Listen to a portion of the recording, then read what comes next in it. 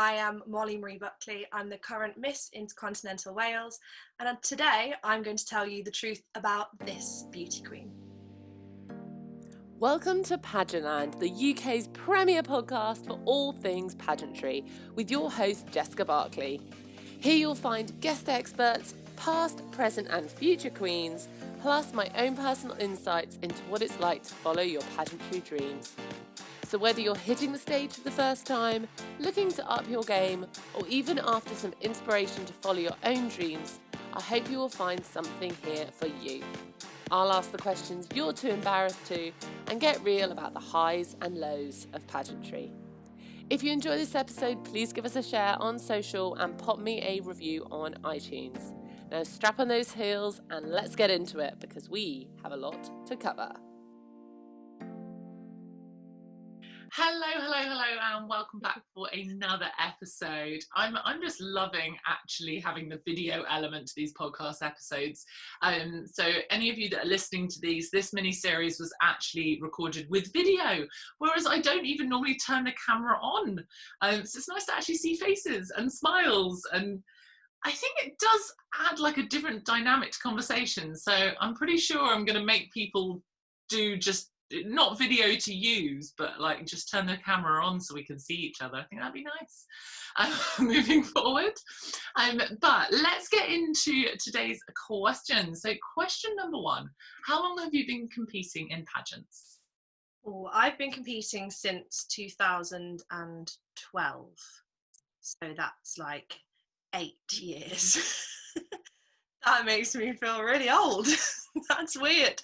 Yeah, I started off in a regional heat for Miss England, for Miss World, and then moved into the like Miss Earth system because I was having a year out and I was like volunteering at a wildlife park at the same time, and it kind of all lined up. And now I entered the new era of Miss Intercontinental UK and was very lucky enough to win this year. So yeah, 8 years. Oh, I really hope it doesn't take me 8 years to get the Galaxy title, or at least not 8 more years. Just keep trying. I competed 4 times for one title. My next will be my 4th Galaxy. Everyone's like, 3rd time's the charm, and I'm like, well, I hope so, but no, 4th time's the charm, hopefully. All happens when it's supposed to happen. I absolutely exactly. Yeah, very much believe that too. So yeah, I always say I do the work and I leave it with God, and He'll decide when it's the right time. So that's fine. What's your favourite part of competing? My favourite part of competing is like all the prep. I always say this to everyone because we all, pageant girls within the UK, often mention the kind of negative stereotypes that people have towards pageantry, and my way of combating that is going, yeah, well, look at all these things that I do, look at all the charity work that I get to be involved with, and the organisations that I get to work with, and the people that I get to meet. And for me, that's like incredible. Like being able to go to an event and say you represent a system and you represent all the things that you like hold dear to yourself, like helping others and being involved in your community. And I'm an actor. I love like being in a big group of people who all want to do the same thing, and whether that's raising money or getting out on stage in your bikini, because that's just incredible to me. So yeah, it's the prep and it's the competition and it's all like, oh my god, the Miss Intercontinental UK girls have just been like slowly the next lot of girls are being announced on the Instagram page, and literally every time someone posts, I feel like I'm competing. Like I'm like, oh my goodness, I'm so excited for them, and I'm like looking on their Instagrams and like I'm really excited to see what they do. And I do that when I compete. I'll like follow all the other girls and see what they're getting up to, and I love it. Everything. There is no one section. How would you describe your onstage style? I'd say my onstage style is definitely the thing that's changed most about me through pageantry. So a lot of people say they gain their confidence in pageantry. Now, my mum will tell you I've been since I like was born, basically. I was always the one wanting to be at the front of the nativity, and is why I want to be an actor and all of that. So I wouldn't say I got my confidence through pageantry, but I definitely would say that my on stage style is what's changed so much, because at first I had no clue, and I've never had any catwalk training, which is something I would love to do in the future. So I'd say my on-stage style is just myself. I don't suddenly like become extra sassy because I kind of think I already am a bit sassy, or like become extra elegant because, being big-headed, I think I have quite a lot of elegance within me, but also a lot of power and strength. So all of those things combined really would be my on-stage style, not one thing. I'm not giving you straight answers right now. I'm just like all of it, everything. Everything. I like everything. How would you describe your personal offstage fashion style? Ooh. My style icon is Lydia Elise Millen. I don't know whether you follow her on YouTube or anyone that's watching. It's like elegant and classy and like simple, kind of like half business dress.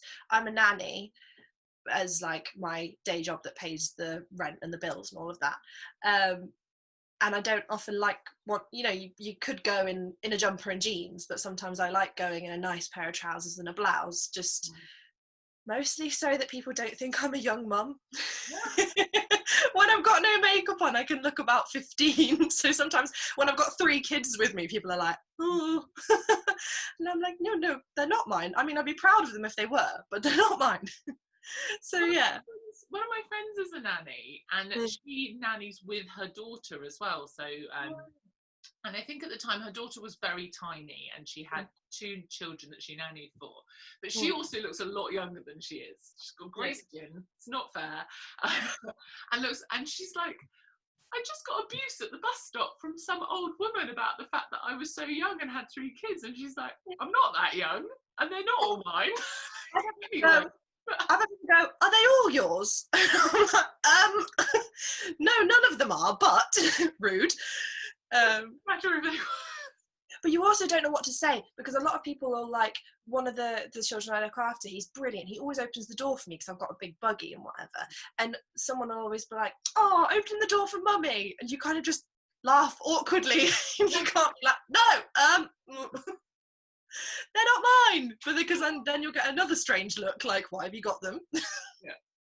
Whose children are they? Whose children are they?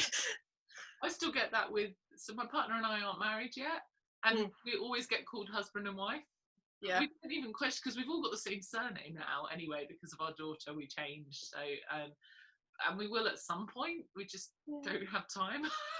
And I'm so kind of like, just given up correcting me. Yeah, given up correcting me. Just nod along. Yeah. You feel really awkward if you correct them, and I'm like, we don't need to put any awkwardness into the world. Like, let's just leave it.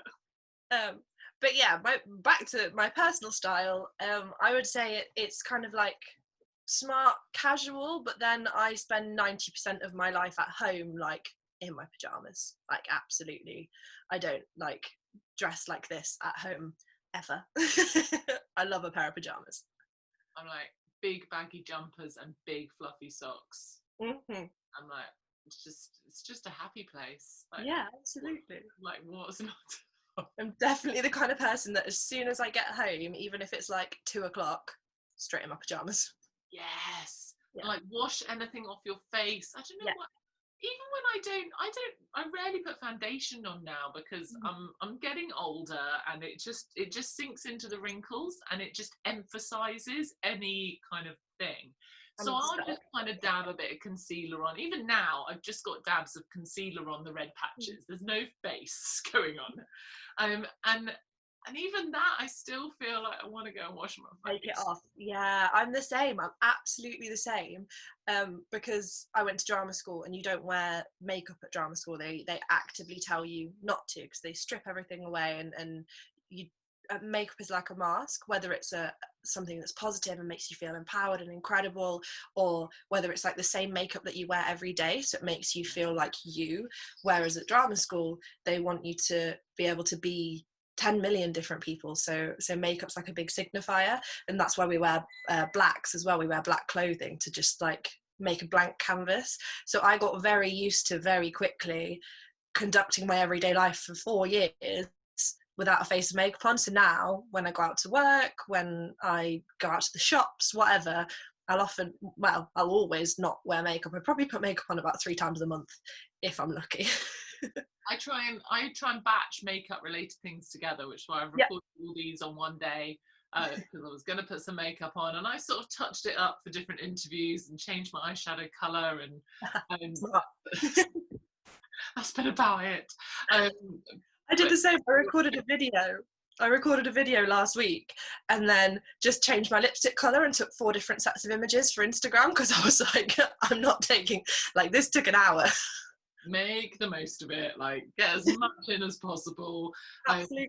I think like next time I do a Charlotte Clemmy portfolio day, I'm going to take even more clothes, and between each like pose change my top into a selfie and then get into my next outfit for her. Get like twice as many. Oh, hello Lola. We've got 3 dogs in the house and 2 cats, so you might occasionally see something jumping around, or the camera might wobble, because if I don't have the little ones with me, they tend to like whine if they can hear me talking in the house but they can't be with me. They're like, what's happening? So if you do see, and then Lola's our housemate's dog, and she's like medium size, so she was just about to jump on the bed and I was like, wah! It's gonna flatten me. Yeah. So what's your morning routine like? Usually, I guess with lockdown everything's a bit different, but what's your normal morning routine like? My routine in general is, because I'm freelance in everything that I do, like I'm a self-employed actor, I have my agent, so I work with them, and I'm a self-employed nanny, I'm a freelance acting teacher as well, so every morning can be really different. Some mornings I'll be up at 6 a.m. for 3 days in a row, and then I won't be up till 10 a.m. for 3 days in a row. So it tends to just start off with a micellar water cleanse and a moisturize. And if I'm up at 6, there's no breakfast. There's a coffee on the train on the way to wherever I'm going. But again, this morning I was up at 10. It was lovely. My partner brought me an Alpro yogurt and some strawberries in bed, and that is a regular breakfast for me. Because I'm vegetarian, been vegetarian for 11 years, and we like reduce our usage of animal products. So like if I enjoy coconut milk in my coffee, that's what I'm doing, and I haven't drank cow's milk for 2 years. I like Alpro yogurts, so why would I go and eat a cow's milk yogurt when I can enjoy? And that's how I started off being vegetarian as well. It was just like I had corn chicken nuggets when I was about 13 and was just like, these are just like normal chicken nuggets. Why am I eating chickens? Yeah, basically. We were doing 6 days vegan, and then one day was cheat day, was meat day. I like that. I like thing, and then we've seen so many benefits from it, from like massive crates of vegetables arriving. I just should have taken a picture the last lot that came, because it's literally just 2 massive crates for 30 quid.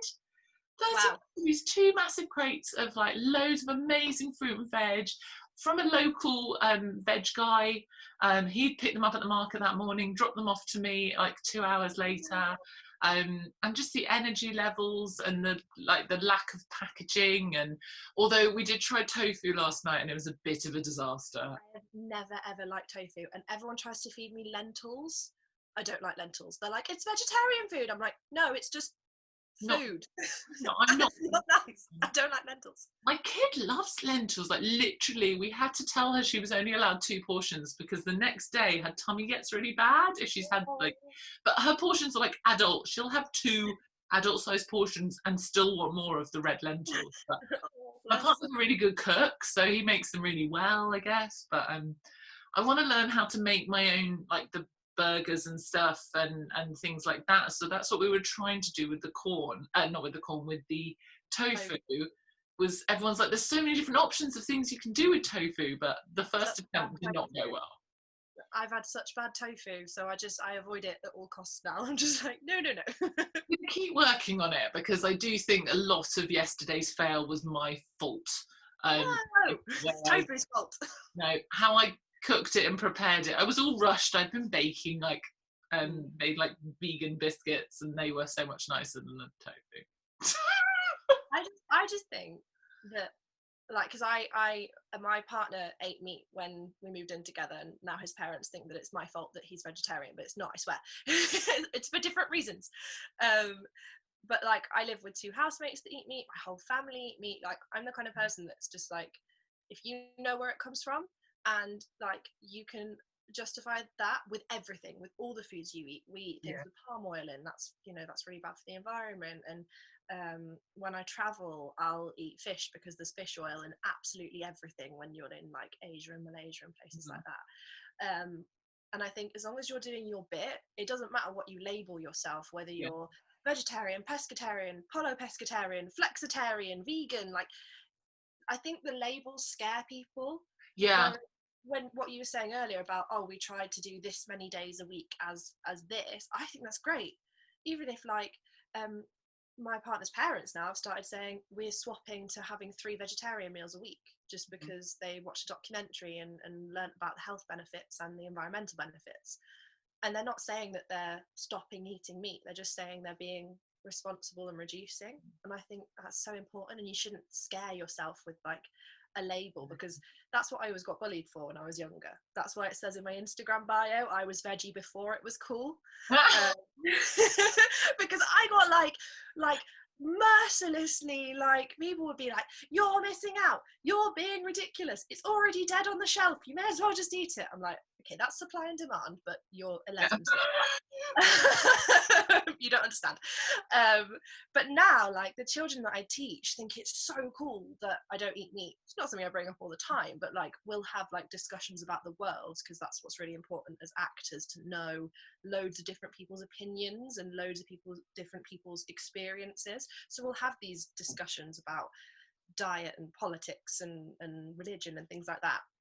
And now they're all like, oh, I want to be a vegetarian, but my mum won't let me. All my friends want to be vegetarian, but their mums won't let them. And I'm like, when I was at school, everyone thought I was crazy.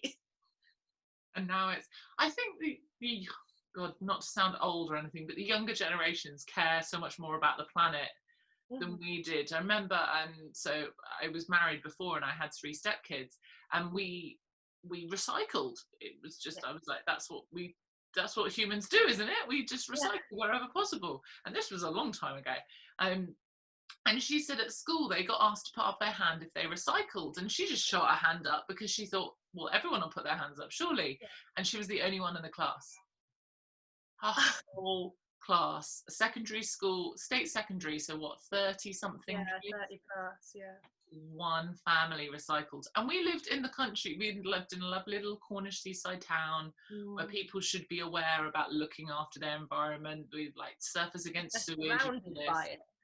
Like, what? Like, I'm hoping it's changed. I mean, she's definitely not at school anymore. She's properly grown up, but no. I think it's changed. I think it's the kind of way that everything's going, and I think the current situation that we're in at the moment is really encouraging that, because the amount of change that we're seeing as we've reduced our impact on the world, and the amount of countries that are having cleaner air and more wildlife and things like that, I think hopefully it opens people's eyes and makes them realize the impact that we do have on the world.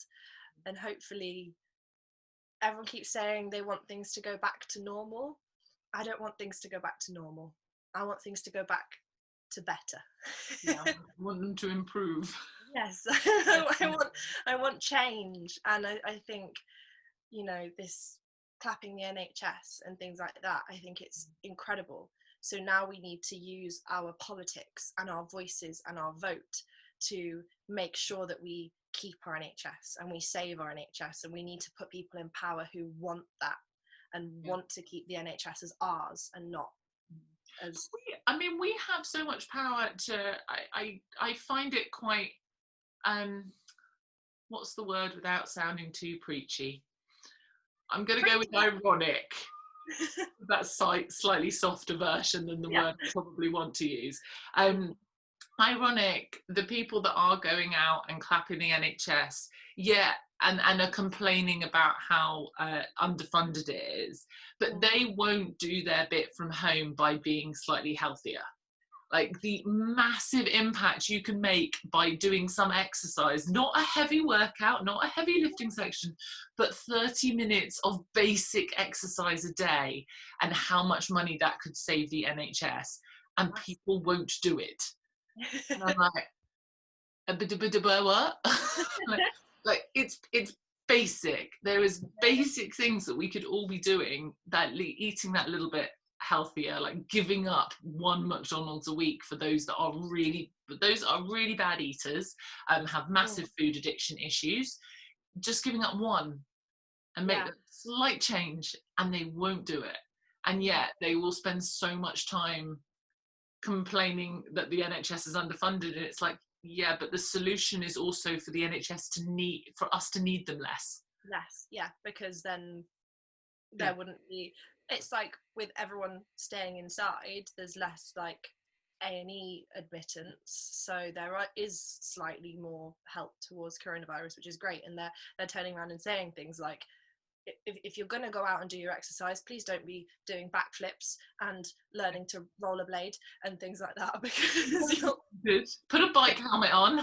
Yeah, if you hurt yourself, we're a bit stretched. Yeah, we're a bit busy. It's like, we're here if you need us, but please don't need us. You don't need us. Yeah, absolutely.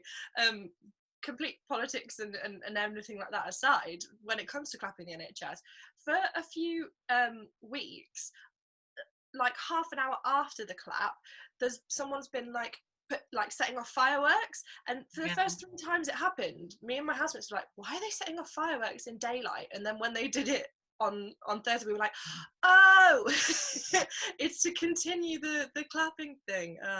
We've asked them not to. They've said that the fire lanterns and the fireworks, because loads of NHS workers were coming home to really upset animals. Yeah.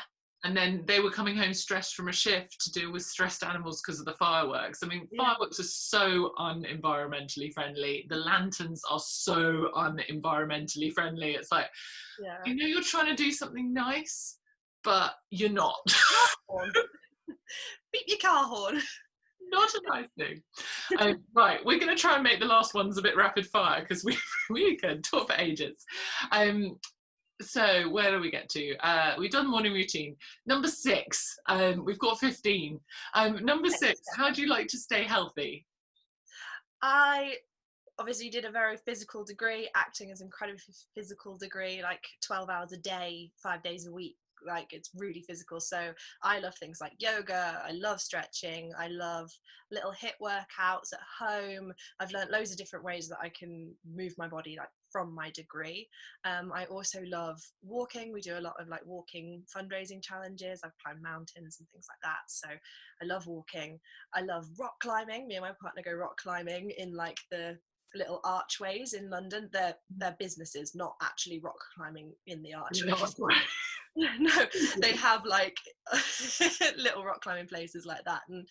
And my little sister horse rides, so when I go home I try and hop on the horse every now and again and fail miserably, but it's on my CV, so I have to get better at it. But yeah, lots of different things. I haven't been going to the gym like throughout my degree, because it's discouraged because of the way you use your body in the gym, and with acting they want you to use your body in a different way. But I did sign up to the gym 2 weeks before lockdown. So hopefully when it's all over I can get back in the gym and use the knowledge that I have to make sure I'm being safe in the gym for an actor's body as well. Amazing. What's the biggest lesson you've learned from pageantry?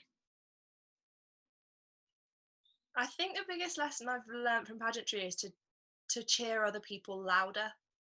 Because when I was growing up, and you work with a group of actors, I've been acting since I was 5, and I talk about it all the time. You work together and you work as a team, and everything's very like level. They expect everyone to kind of commit the same amount and respect each other in the same way, which is brilliant. It's a brilliant way to be raised.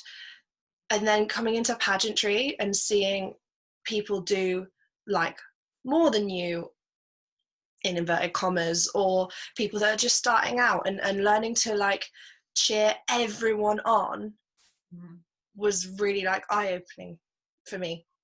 I don't know whether that sounds like a good thing or not. I'm meaning it to sound like a good thing. Do you know what I mean? But like making pageantry such a big community, and making sure that you're connected with it all is really interesting.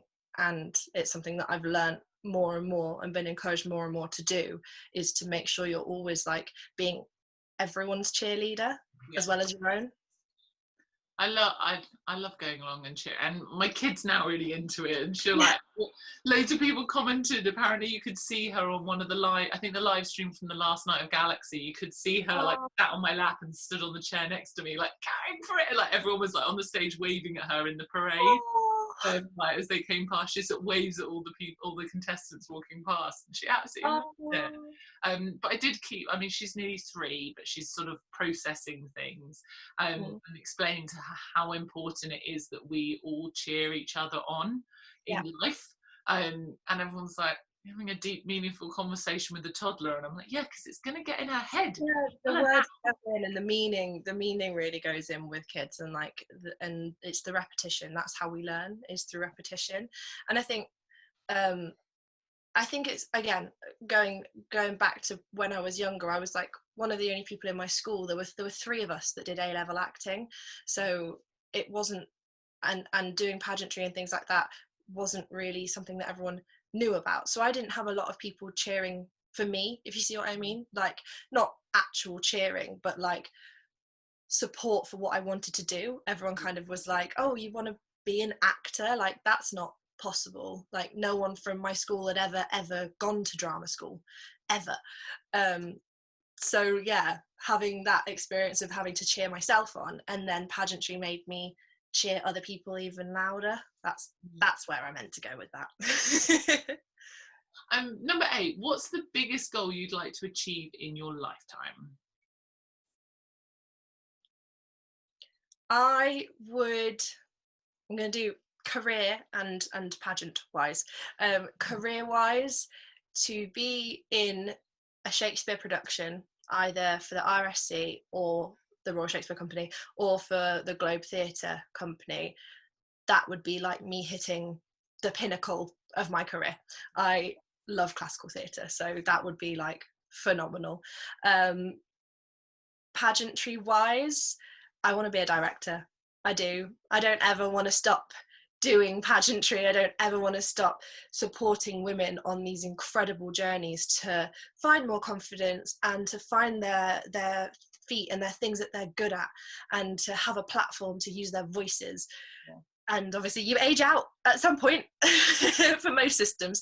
And yeah, so I want to be a director for a system that has real meaning for me, because I think it's really important to really believe in a system that has meaning. So yeah, those are my 2 things: classical theatre and be a pageant director.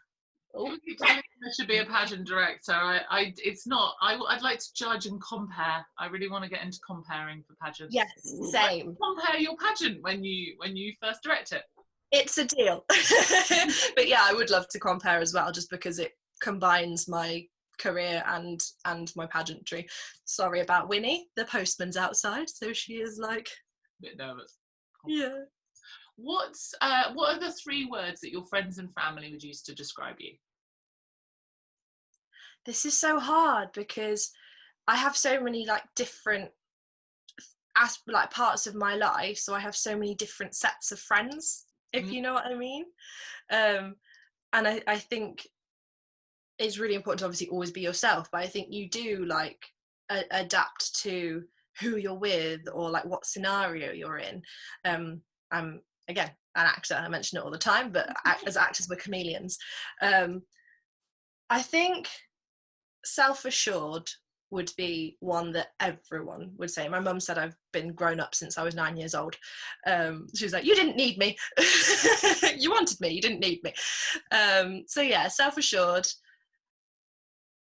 Positive, I know that's really cliche, but like the full meaning of the word, of like, I will always see the positive in a situation, even if it's the worst situation like ever. Last year was the worst year I've ever had, for like family reasons, career reasons, pageant reasons, like everything. 2019 was like, bah, and then it went up when I got this.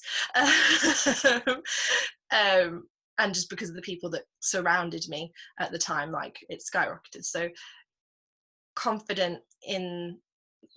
positive in seeing the good in any bad scenario, and like I was saying earlier, I think that everything happens for a reason. So that's where I get my silver linings from, that there will be a reason for it to have happened. So yeah, self-assured, positive, and goofy. I'm a bit goofy. Like, some of my hobbies and some of the things that I love, I've currently hatched some giant African land snails. They're on my side table now, tiny little snail babies, and I that's the least glamorous thing ever, but I don't care. I like snails, and I liked working in a wildlife park and, you know, shoveling lemur poo because I got to be in an enclosure with the lemurs, and I like horror films, and I want to do Tough Mudder as well. That's something that I really want to do. So I'd say, like, yeah, unpredictable or goofy. I see, I'd love to do Tough Mudder, but I don't want people shooting paintballs at me, and I don't want to be electrocuted. So I'm leaning more towards doing a mini Spartan. Nice, yeah. The electrocution thing, I'm like, oh, paintballing, I'll be like, okay. No, not having paintballs shot at me, not being electrocuted, but maybe, like, obviously we're now in lockdown, but if after all of this I can find, because they did a mini Spartan, a 5k Spartan nearby. I've got a friend who's an elite Spartan racer, so he does like the 24-hour races. Yeah, no. But there are some like 5k mini versions, so I'll like have to like rope you into one of those. Let's do that. We could call ourselves the Snail Squad. Yeah. Check out my Instagram for lots of stories of snails in my pets highlight at the moment, and the dogs, who are very cute. Amazing. So, what's your favourite post-pageant cheat meal? Domino's. There's that, no hesitation. No hesitation. There has been a bit of a pizza theme going on. Yeah, I love a Domino's. Like, Domino's is just my favourite cheat meal for anything. Love forever, all the time. Domino's. Veggie supreme, barbecue base, add some pineapple. So there. If you could be remembered for just one thing from pageantry, what would you like it to be? For never giving up. I think 8 years to get to a national title is a good way of showing that I will never give up. But I also want to encourage other people to never give up. And sometimes you do have to adapt. Sometimes you have to say goodbye to what you thought was the dream title for an incredible opportunity and an incredibly supportive system and an incredible director. And I'm going to cry because I love Lily so much. She's incredible. I've said incredible 10 million times, but you have to sometimes reanalyze and readjust, and don't let that make you feel like you have given up. Yeah. If you want it for the right reasons, if you know you want to be involved in pageantry because you want to be a mouthpiece and you want to have a platform and you want to do, again, the word incredible things, sometimes you have to course correct. Yeah. But that doesn't mean you've given up. And, you know, hopefully I am testament to the don't ever give up on something you can't go a day without thinking about tribe. Yeah. I love that. If you could change one thing about the UK pageant industry, what would it be? More sponsors. Oh, yes. Yeah, like, honestly, going to internationals and like meeting the amazing girls from all around the world who have like pageant communities and pageant fans where it's literally like the Super Bowl to them, and it's like, wow, that's so cool. Like, I wish people had that much respect for us and like people wanted to support us, just because like I think the pageant community and us as pageant girls can do so much for businesses, for charities, for independent businesses and people, and we can be like a really good representative. And I think we need to create more opportunity to give more benefits to more sponsors, and then it would grow, because there are like so many opportunities for girls all around the world, and I think we deserve that. not like because of how much work hard. At getting sponsors and then how they use the sponsors. I mean, Harriet Lane, brilliant example, gets loads of stuff sponsored, but she's worked really hard at building a really good social media base that is, so it's beneficial for people to sponsor her because they get a rate of return for it. You can't just get a sponsor and think you don't need to do anything. You are then the face of that. You need to promote them. I mean, one of the reasons behind starting the podcast is that we wanted to create a place that was worth people paying to advertise on, that would then create a fund to be able to sponsor some of our national title holders. That is the only financial element to the podcast, is that I want it to be big enough that advertisers will benefit from paying to be advertising on it, but then that money will go into being able to sponsor our national competitors. That's what it's all about. It should be about creating a business relationship that is beneficial to both parties, and that's just like, we talk about like influencers and like social media influencers are just people that live their lives and earn their money online. They are creating valuable business relationships, and that's what pageant girls do in other countries. And like, I see some of the girls that I've like competed with or met through pageantry that are in other countries doing like incredible campaigns for like massive beauty companies and huge charity work and just slaying the game pageant wise. And I think that the UK pageant girls could do that. Now we just need to like respect. There's this element we need to take it a bit more seriously and be a bit more professional with it if we want the businesses to buy into us, because in other countries the pageant contestants are a lot more professional with how they approach things. So we've done a few episodes. There are a few more coming out that have been recorded already, and a few more that are planned to help those contestants in the UK that want to be that bit more professional with what they're doing, on the basis that we can then grow the industry as a whole in the UK. So yes, thank you for bringing that one up. What would you like to do to make the world a better place? Ooh. Sorry, that just reminds me of the, like, you know how everyone's always like, oh, pageantry is always about world peace. World peace. World peace. Obviously that would be lovely, but I think the way that us as individuals can make the world a better place is just by doing our best. Like we were talking about earlier about dietary ways that we can just do our best, do whatever is your personal best and what you think you should do. And if, as long as that doesn't cost you your happiness, you should do your best all the time. And I think that's what we can do, is do little things, because you're not going to change the world as just you, but you can be the ripple effect. You can be the person that they say, if you smile at one person, they're going to smile at another person, and they're going to smile at another person, and by the end of the day 50 people may have been affected by your smile. And that's what I think that anyone can do to change the world, is just keep putting out whatever they think is their best. And if you have a bad day or a bad month or a bad year, it doesn't matter, because you just, when you realize that, then you can carry on being your best. What are you most looking forward to about internationals? I've already been. I'm looking forward to going back next year. Thanks, Lily. What I was most looking forward to about internationals was the opportunity to go to Egypt, which was incredible. And because with Miss Intercontinental, it's so different every year. Like, there's some pageants where they have really similar activities every year, or they have like the same kind of like journey through the 3 weeks or whatever that you're there, and they will do similar things. Whereas with Miss Intercontinental, it's been so different for so many different years that I didn't know what to expect.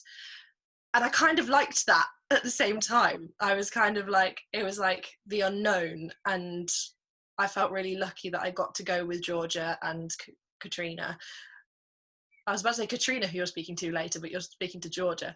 So I just felt really lucky that we all were going into the unknown together. Yeah. But yeah, I think the thing that I was most looking forward to was traveling with them and going to Egypt, because I'd never been. What I'm most looking forward to about handing over in September is being on the other side of it. Yeah. I had my first taste of judging in January and I was like, this is great. I was like, I can like see everything, because with a pageant, like when you're there on the weekend, you obviously see all the group activities, but like you just see your individual sort of performance, if you know what I mean, because you're backstage and you don't get to like watch everyone else be on stage and do their, you don't get to sit in on their interviews. So for me, judging was like, this is so cool. So yeah, for handover, I'm just excited to be on the other side of it and to be able to be the supportive, calm person that I always want to be at a pageant. Yeah. But now I'll have the biggest reason to be, because I'm not competing. Gone past that phase. Amazing. How can we find you online? Our final question. We've run over quite a bit, I'm afraid. I just talk and talk and talk and talk and talk. My main platform that I use is Instagram. It's my full name, Molly-Marie Buckley _ I do have a personal Facebook profile, but I keep that for like family and friends as much as I can. So I have a public Facebook page, which is again just my name, Molly-Marie Buckley. But I'm not as active on that as I should be. I tend to just share everything over from Instagram onto it and just sort of leave it as it is. So yeah, I'm definitely a massive Instagram fan.